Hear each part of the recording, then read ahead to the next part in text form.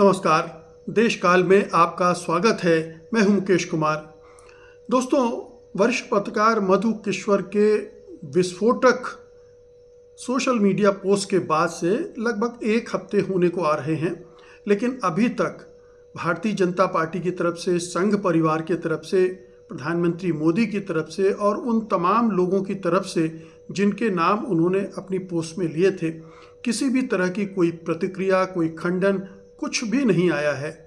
बिल्कुल एक सन्नाटा छाया हुआ है, खामोशी छाई हुई है, जैसे कुछ हुआ ही ना हो बिल्कुल। या फिर ऊपर से कह दिया हुआ कि कोई जुबान नहीं खोलेगा, खामोश रहेगा। खामोश, ये ऊपर से निर्देश आया होगा और सब खामोश हो गए होंगे। अब किसी को चिंता नहीं है प्रधानमंत्री के अपमान की, प्रतिष्ठा की। उन पर इस तरह के आरोप लग रहे हैं, कलंक लग रहा है, इसकी किसी को चिंता नहीं है। न हरदीप पुरी को इसकी चिंता है, न जयशंकर को इसकी चिंता है, और न ही उन स्मृति ईरानी को इसकी चिंता है जो हमेशा बड़बोलेपन से काम लेती रही हैं, बहुत आक्रामक रहती हैं, पलटवार में बिल्कुल पीछे नहीं हटती हैं। एक आरोप लगाइए और वहाँ से 10 जवाब आपको मिलते हैं, लेकिन मधु किश्वर के इस सोशल मीडिया पोस्ट पर वो भी बिल्कुल चुप हैं। एक शब्द उनकी ज़ुबान से नहीं निकल रहा है। उन्हें अब अपने अपमान की चिंता नहीं सता रही है। क्यों नहीं सता रही है, ये एक बड़ा सवाल भी है और इसका जवाब भी आप इस चुप्पी में ढूंढ सकते हैं। तो बहुत साफ है कि स्मृति ईरानी शायद उन्हें ऊपर से कहा गया होगा कि चुप रहिए, या फिर उन्हें लग रहा होगा कि अगर वो बोलेंगी तो उनके जो अतीत के जितने भी कच्चे चिट्ठे हैं वो खुलने शुरू हो जाएंगे और फिर उनके जवाब देते देते विवाद का पहाड़ फिर से खड़ा हो जाएगा और वो फिर से राजनीति में पिछड़ जाएंगी। तो ये तमाम चीज़ें हैं जो परेशान करने वाली हैं। आप सोचिए कि अगर किसी विपक्षी दल ने इस तरह के आरोप लगाए होते या विपक्ष के किसी नेता ने इस तरह के आरोप लगाए होते, तो ये जो पूरी जिनके नाम आए हैं, प्रधानमंत्री, हरदीप पुरी, जयशंकर, स्मृति ईरानी और उन महिला सांसद का जिनका नाम नहीं लिया गया है, लेकिन हम आप सब जानते हैं कि वो महिला सांसद कौन होगी जिन्हें प्रधानमंत्री मोदी जी ने कृपा करके सांसद बनाया। तो इन सब को, किसी को भी अपने अब सम्मान की चिंता नहीं है। कोई भी कोर्ट का दरवाज़ा नहीं खटखटा रहा है, कोई भी FIR दर्ज नहीं करवा रहा है, कोई भी मधु किश्वर पर हमले नहीं कर रहा है। सुब्रमण्यम स्वामी पर हमले न करने की बात समझ में आती है। उनसे खौफ भी लगता होगा कि वो इस मामले को पता नहीं कहाँ तक ले जाएंगे, क्योंकि वो कानून के ज़बरदस्त जानकार हैं और इस तरह की लड़ाई में माहिर भी हैं। और लगातार जो वीडियो में वो बोलते रहे हैं उसका मकसद ही उकसाने वाला रहा है कि ऐसी चीज़ें बोलो जिससे उधर से कोई जवाब आए, कोई कार्रवाई की जाए और फिर उसके जवाब में वो और भी बहुत सारी चीज़ें निकाल कर पब्लिक डोमेन में लाकर उसको शर्मिंदा करें, उसको बदनाम करें या उसे कटघरे में खड़ा कर दें। तो ये सुब्रमण्यम स्वामी की स्ट्रेटजी रही है, पहले से रही है। वो 40-50 सालों से यही करते रहे हैं। इंदिरा गांधी, राजीव गांधी, सोनिया गांधी और भी जिन नेताओं को वो टारगेट कर सकते हैं, प्रियंका गांधी, रॉबर्ट वाड्रा, सब पर किया है उन्होंने। लेकिन वो भी खामोश होकर चुप हो गए और इधर जो प्रधानमंत्री हैं वो तो कुछ बोल ही नहीं रहे हैं पिछले कई सालों से। लेकिन मधु किश्वर का मामला अलग था और ये संभावना बनती थी कि शायद मधु किश्वर के खिलाफ कार्रवाई की जा सकती है, क्योंकि वो उतनी ताकतवर नहीं है। इसका दूसरा मतलब अब ये निकलता है कि जो हम लोग समझ रहे थे कि वो ताकतवर नहीं है, दरअसल वो अंदर खाने ताकतवर हैं। उनके पीछे लोग हैं जो ताकत लगा रहे हैं, ताकत दे रहे हैं उनको, और इसीलिए वो इस तरह की सोशल मीडिया पोस्ट डालने में की हिम्मत जुटा सकी, लड़ाई के लिए मोर्चा खोल सकी। और उसके खिलाफ, जो कि इस समय देश में सर्वशक्तिमान माना जाता है, जिसके पास सारी एजेंसियां हैं, कानून जिसको वो अपनी मुट्ठी में रखता है, और कहना चाहिए कि सारी अदालतें भी जिसकी मुट्ठी में है, अगर एक बार अंदर कर दें रासुका या इस तरह के किसी कानून के तहत, तो अदालतों से भी कोई राहत नहीं मिलने वाली है और लंबे समय के लिए जेल में वो जा सकती हैं। लेकिन ये सब कुछ नहीं हो रहा है। क्यों नहीं हो रहा है, ये अपने आप में एक कमेंट भी है और अपने आप में एक बड़ा सवाल भी है। लेकिन सवाल स्मृति ईरानी का है। स्मृति ईरानी जो एक समय में प्रधानमंत्री मोदी की खासम खास मानी जाती थी, हम किसी तरह की आरोपबाजी के तहत ये नहीं कह रहे हैं, हम किसी तरह के से उनके चरित्र हनन के लिए नहीं कह रहे हैं, लेकिन ये तो हकीकत है, ये हम सब ने देखा है कि प्रधानमंत्री मोदी उन पर किस तरह से मेहरबान थे, जिस भी कारण से रहे हों, लेकिन वो मेहरबान थे।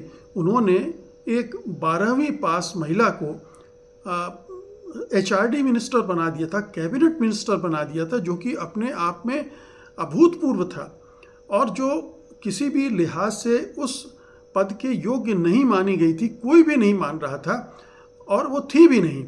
और उन्होंने इसको साबित भी किया कि वो दरअसल उस लायक नहीं थी और अंततः प्रधानमंत्री मोदी को उन्हें हटाकर टेक्सटाइल्स मिनिस्टर भेजना पड़ा था। जब वो HRD मिनिस्ट्री में थी तो उनकी तमाम पॉलिसी की वजह से वो विवाद में रहीं।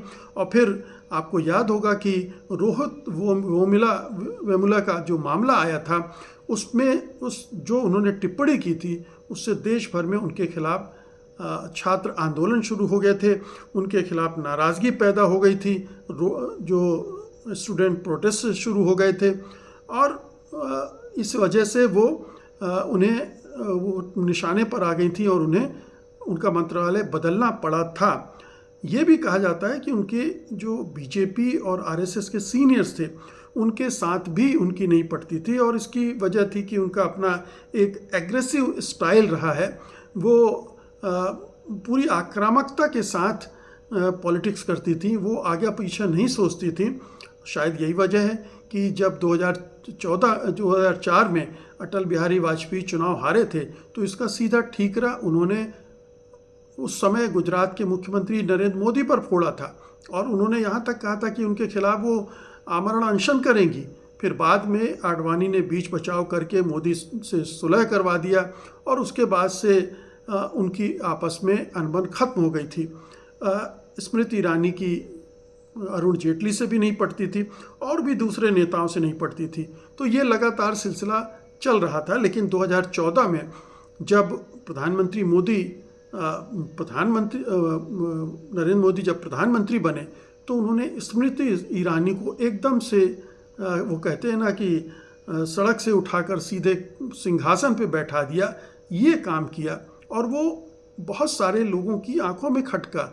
मधु केश्वर उसी समय से खफा हो गई, जो कि बहुत मोदी जी के प्रशंसक थी, उनके ऊपर मोदी नामा किताब तक उन्होंने लिख डाली थी और वो तो मोदी जी के इंटरव्यू वगैरह भी कर चुकी थी। लेकिन ये चीज़ उन्हें बहुत खटकी थी और इसको लेकर उनका अपना एक सोच है, अपना आकलन है, अपना कयास है, जो उन्होंने अपने सोशल मीडिया पोस्ट पर जाहिर भी किया था। उसकी पुष्टि करना तो असंभव है, लेकिन ये स्मृति ईरानी को पुरस्कार मिला। फिर बाद में वो अमेठी से चुनाव लड़ी, उन्होंने राहुल गांधी को हराया और ये भी एक उपलब्धि उनके खाते में जाती है। अचानक जब वो 2024 में चुनाव हारती हैं तो उन्हें दूध में पड़ी मक्खी की तरह निकाल कर फेंक दिया जाता है। तो सवाल उठता है, ऐसा क्यों होता है? क्या हारना उनकी इतनी बड़ी असफलता थी कि इतना कद बढ़ा देने के बाद प्रधानमंत्री मोदी ने उन्हें बिल्कुल दरकिनार कर दिया? ऐसी क्या वजह थी?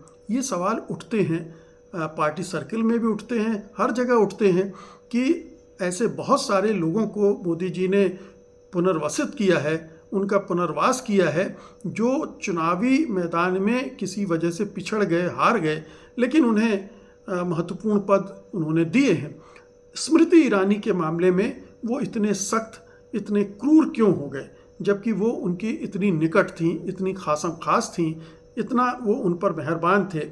उन्होंने अचानक उन्हें पॉलिटिकल आर्फन क्यों बना दिया, राजनीतिक रूप से अनाथ क्यों कर दिया? और ये हालत हो गई कि स्मृति ईरानी को जो पार्टी की सक्रिय राजनीति है उससे हटकर बॉलीवुड का, टॉलीवुड का रुख करना पड़ा। वो पुराने सीरियल सास भी कभी बहू थी में जाकर अपनी भूमिका तलाशनी पड़ी, वो वहाँ सक्रिय होना पड़ा। आप सोचिए, किसी इतनी बड़ी पार्टी की इतनी बड़ी नेता जिन्हें बहुत कुछ बड़ी संभावनाओं के साथ देखा जा रहा था कि कल को वो हो सकता है पार्टी की कमान भी संभालें, बागडोर भी संभालें, और जिस पार्टी में महिला नेत्रियों का एकदम से अकाल हो गया हो, सुषमा स्वराज के जाने के बाद जो भी अब महिला नेत्री हैं, आप चाहे कंगना रनौत को देख लीजिए, चाहे रेखा गुप्ता को देख लीजिए, सब इसी तरह की हैं जिनका कोई कद नहीं है, ना कोई पहचान है। स्मृति ईरानी बेशक 12वां पास हों या ना हों, लेकिन वो हिंदी और अंग्रेज़ी दोनों में धारा प्रवाह बोलती थी, एक अच्छी प्रवक्ता, कुशल प्रवक्ता के रूप में जानी जाती थी, डिबेटर थी अच्छी, टेलीविज़न फेस थी, एक सेलिब्रिटी चेहरा भी थी। लेकिन इस हार के बाद उन्हें इस तरह से दंडित करने की क्या वजह हो सकती है, ये आज तक किसी को भी समझ में नहीं आई। जिस तरह से 2014 में उनको सर्वोच्च सफलता दी गई, कैबिनेट मिनिस्टर बना के उन्हें बहुत बड़ा पुरस्कार दिया गया, उसी तरह से 2024 में जब उन्हें हटाया गया तो वो भी संदेहों के दायरे में आ गया। बहुत से सारे लोग उसमें एक पार्टी के अंदर की साजिश भी देखते हैं कि उनका उभार बहुत सारे नेताओं के लिए चुनौती बन सकता था, अमित शाह के लिए, योगी आदित्यनाथ के लिए, और जो भी प्रधानमंत्री पद के कंटेंडर हैं उनको लगता है कि ये जो महिला राजनीति का दौर आ गया है, जिसमें महिलाओं को लुभाना, महिला एक बड़ा वोट बैंक है और उनको अपने साथ में रखना, ये एक बहुत ज़रूरी कदम है किसी भी पार्टी के लिए। और अगर कोई महिला नेत्री अगर पार्टी की कमान संभाले तो शायद उस वोट बैंक को और भी पुख्ता किया जा सकता है। इधर कांग्रेस में जिस तरह से प्रियंका गांधी उभरी हैं, उनको भी एक इसी तरह के चैलेंज के तौर पर देखा गया कि उनके बरक्स अगर स्मृति ईरानी जैसी नेता खड़ी हो जाए तो बीजेपी के लिए महिलाओं को अपने साथ रखना एक और भी आसान कर देता है। तो कहाँ तो स्मृति ईरानी इस तरह से ऊंचाइयां छूने की तरफ बढ़ रही थी, और बल्कि छू भी रही थी, भले ही वो पहले उस योग्य ना रही हों कि उन्हें सीधे कैबिनेट मिनिस्टर बनाया जाता, लेकिन ये भी सही बात है कि वो इतनी अयोग्य या अकुशल भी नहीं है कि उन्हें किसी भी तरह की कोई बड़ी जिम्मेदारी चाहे पार्टी में हो, संगठन में हो, न दी जाती, लेकिन उन्हें हर जगह से बाहर कर दिया गया। क्या इसकी एक बड़ी वजह ये थी कि आरएसएस ने प्रधानमंत्री मोदी को कहा हो कि इनसे दूरी रखिए, क्योंकि इनका नाम आपके साथ जुड़ रहा है, जिससे आपकी भी छवि खराब होती है, पार्टी की भी छवि खराब होती है और लोगों में भी एक संदेश जाता है। लेकिन इसके लिए स्मृति ईरानी को बलि क्यों चढ़ाई जानी चाहिए?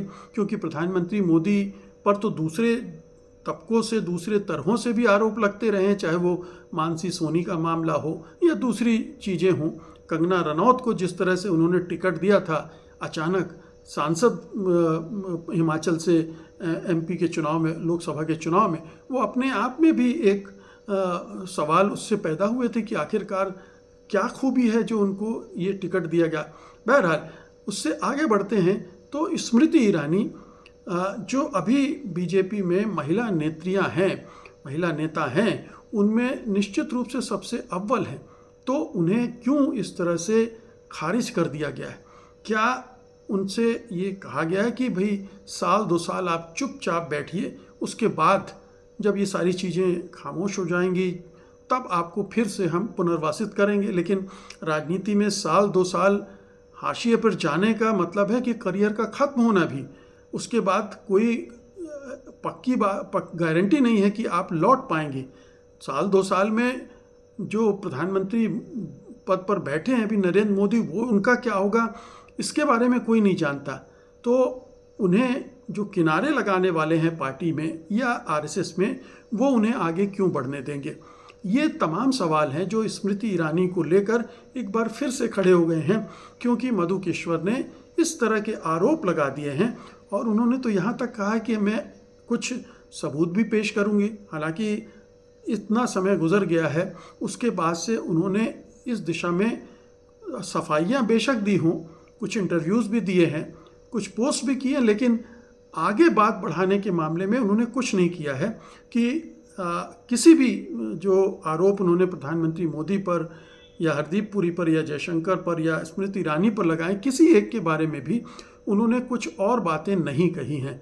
हो सकता है वो भी इंतज़ार कर रही हूँ कि ज़रा देखा जाए कि कब तक पार्टी चुप रहती है, कब तक प्रधानमंत्री उनके सिपहसालार चुप रहते हैं, या उनके खिलाफ कोई कार्रवाई धीरे धीरे कहीं से की जाती है, या हो सकता है कि उनके पास कहीं से संदेश भेजे गए हों चुप रहने के लिए। जो भी वजह हो, हालांकि ये तो हम सब जानते हैं कि मधु केश्वर उग्र हिंदुत्ववादी हैं और किस तरह से अंदर से नफरत से, हिंसा से भरी हुई है मुसलमानों के प्रति, ये उनकी उसी पोस्ट से जाहिर हो जाता है। तो मधु केश्वर कोई ऐसी पत्रकार नहीं है जिनको हम आदर्श के रूप में सामने रखकर उनकी हर चीज़ पर विश्वास कर लें और उनकी पत्रकारिता की तारीफ़ करें, प्रशंसा करें। एक ज़माने में ज़रूर वो प्रशंसित होती थी, उनको एक अच्छे पत्रकार के तौर पर, अच्छे नारीवादी नारी के अधिकारों के लिए लड़ने वाले के तौर पर देखा जाता था। लेकिन अब वैसी कोई बात नहीं रह गई है, ख़ासतौर पर जब से उनका हिंदुत्व का चेहरा लोगों के सामने आया है, तब से वो पूरी तरह से एक तरफा हैं, एक्सपोज्ड हैं। और इस मामले में भी उनकी अपनी कुंठाएं, हताशा भी हो सकती हैं। लेकिन जो आरोप उन्होंने इस तरह से लगाए हैं, अगर उनके मामले में संघ परिवार, मोदी जी, हरदीप पुरी, जयशंकर, स्मृति ईरानी सब खामोश रहते हैं, तो उन आरोपों को बल मिलता है। उन आरोपों के बारे में लोगों को लगता है कि ऐसा कुछ निश्चित रूप से होगा जिसके बारे में इतनी पर्देदारी हो रही है, जिसके बारे में इतनी खामोशी दिखाई जा रही है। तो स्मृति ईरानी का भविष्य क्या होगा? क्या उनका पुनर्वास होगा? क्या स्मृति ईरानी चुप बैठेंगी, और चुप बैठेंगी कि तो कब तक और क्यों? क्या उन्हें अपनी प्रतिष्ठा की चिंता नहीं है, या वो पार्टी की प्रतिष्ठा के लिए, प्रधानमंत्री की प्रतिष्ठा के लिए बलि पर चढ़ जाने के लिए राज़ी हो गई हैं? ये तमाम सवाल हैं जो आने वाले समय में हम उनके जवाब ढूंढने की कोशिश करते रहेंगे। बहुत बहुत शुक्रिया। नमस्कार।